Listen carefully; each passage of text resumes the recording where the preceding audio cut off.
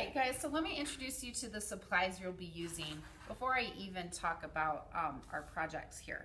These are watercolor paints. You're going to share those with your elbow partners. You're going to also have a water container with big brushes, little brushes in it. That's also what you're going to share with your elbow partners. And then this clear plastic thing will be the palette that you mix your paints on. You're also going to share that, you probably guessed it, with your elbow partner. Now, our paints here, these are called watercolors, and there's a right way to use them and a wrong way. So I'm going to talk a little bit about these paints so that you know how to use them the right way. So they have a tendency to get messy and kind of leaky. If that happens, you can actually pop this tray out and then clean this part underneath. It doesn't have to be spotless. It's art class, things get messy, I understand. Now, I'm gonna pop this back in. Oh, I got my thumb in some paint. And I'm gonna talk about how to actually keep our paints messy. So that part's easy to clean. However, if people start mixing up these paints and making them look like a muddy mess, it's a little more difficult to clean. So we wanna prevent that from happening by using our palettes. So let's say I want to mix together a warm color like red violet. I'm going to use my palette and the water container to do that. So I simply get some water on my brush. It should have a lot of water in it if I'm going to be mixing. I swirl it gently. This would be the wrong way to do it. It's going to hurt my heart to do this. I don't want to see this. This is not how watercolor paint is used. When you use watercolor, you barely touch your brush to the paint. So I'm going to gently swirl my brush in that paint.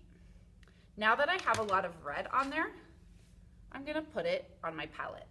I might need to do that a couple of times to get enough paint.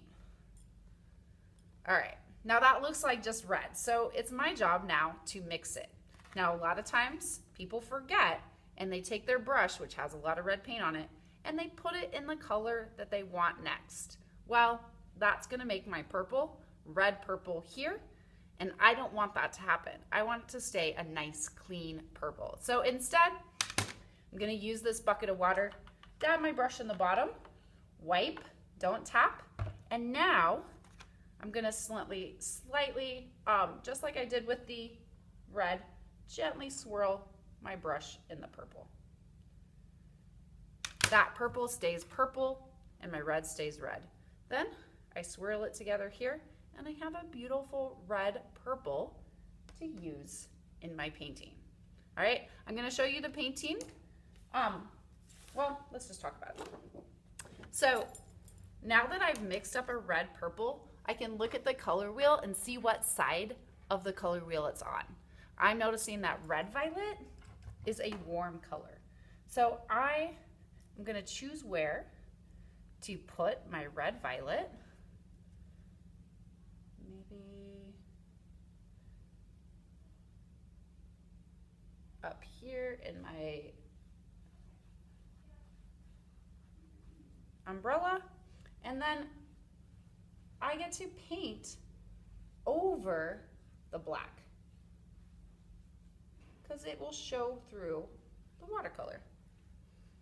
Now, as I choose this color and this color and this color, I have to think about what's gonna contrast and alternate as best as I can between warm and cool colors. You guys have a great time trying it out.